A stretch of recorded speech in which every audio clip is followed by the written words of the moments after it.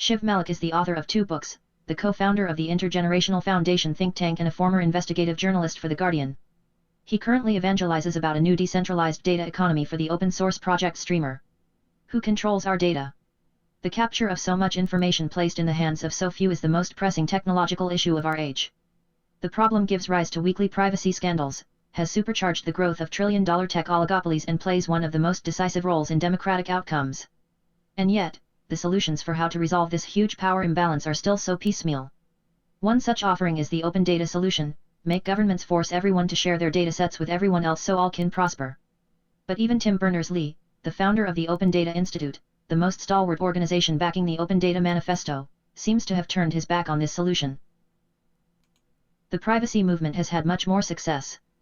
New privacy tech, search engines such as DuckDuckGo, ad blockers, VPNs, and even fresher software pioneered by the crypto community, such as zero-knowledge solutions, have started to gain popular traction. See also, Tor Bear, How Decentralized Tech Can End the Privacy Crisis in 2020. Further victories have been won on the legislative battlefield. Europe's GDPR set a policy standard for countries and companies around the world to mimic or adhere to. But if it's control of data you are worried about, then the privacy movement suffers from a strategic flaw. The reason we have a data economy is because data is valuable. Not just in an overtly commercial way but, as we've seen with COVID-19, it is socially valuable, too. The generation and distribution of information benefits us all. The best the privacy movement can seem to do for us is either blunt that transmission of information or protect us from it being egregiously abused.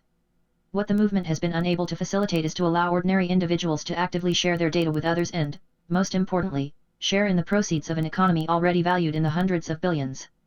And that, in a nutshell, is why the vast power imbalances between data controllers and, to use the nomenclature of GDPR, data subjects remain with us. The data ownership movement, a third route to tackling how data is controlled in the 21st century, is now making a resurgence. I say resurgence because it has an academic and activist provenance going back at least 2 decades. At the forefront of this data renaissance is Andrew Yang. With real flair, the entrepreneur-turned-politician and crypto ally deftly used his presidential bid to promote the meme of data ownership to millions of Americans. And he hasn't stopped there. This summer he launched his Data Dividend project, radicalized the thousands-strong Yang gang to the banner of data ownership and seems willing to take the fight to the technology company boardrooms or, if that fails, to court. I'm all for data ownership, so I'm loath to knock anyone pursuing that goal. But there are more than a few problems with Yang's strategy. We shouldn't demand a tithe, we should take back control of our data. Firstly, suing for data ownership rights through the courts seems unsustainable and retrospective. When there are so many companies and so many different types of data, how many class action lawsuits can one organization launch? How long will this take? A decade? Longer? Do we really have that long? Battling corporate behemoths with a few scrappy lawyers might be the very stuff of Hollywood movies, but unlike the hardware of polluting factories or tobacco firms, the tech industry is agile. These companies will move their data assets and change their TNCs faster than the courts can offer a result. Yang says he wants us all to share in a data dividend. But dividends are given to owners of an organization.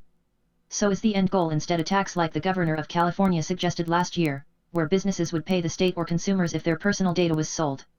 Such a tax would only serve to legitimize the current power structures. Google will turn around to critiques of their monopoly hold and retort, "What's your complaint now? We're already giving back to everyone." Assuming these taxes aren't eventually lobbied away, for Google ETL, it'll simply be one more cost of doing business, but it won't change how business is being done. But there is a way of fighting tech with tech that might also result in changing the underlying economic structures. We shouldn't demand a tithe, we should take back control of our data. See also, Jennifer Zhu Scott, You Are the Product, a 3-step plan to take back control of personal data. In fact, a handful of, mainly, crypto organizations are doing just this. Imagine BC, Ocean Protocol, GeoDB, Streamlitics, and Streamer, the project I work for, use software not advocacy to create a more sustainable and disruptive solution to the problem of data ownership and control. Swash, a browser plugin built on the Streamer stack, could become a contender to controlling how web search and URL data is monetized. GeoDB is doing the same for the location data market. Although, just because there are digital solutions doesn't mean people have legal ownership of their data. The fight for data ownership needs to be built upon legal rights and computer code. What the European Union has planned on this front could become a legislative standard. It appears EU regulators have recognized that GDPR might protect privacy violations, but it has failed to deal with the economic consequences of data monopolies. As an unofficial Yang ganger, I'm disappointed he has opted for using advocacy in the law instead of pulling upon his friends in crypto and blockchain to fight tech with tech. He has energetically and articulately drawn tens of thousands of supporters to the cause of data ownership. Let's hope that movement doesn't inadvertently end up making the problem even worse.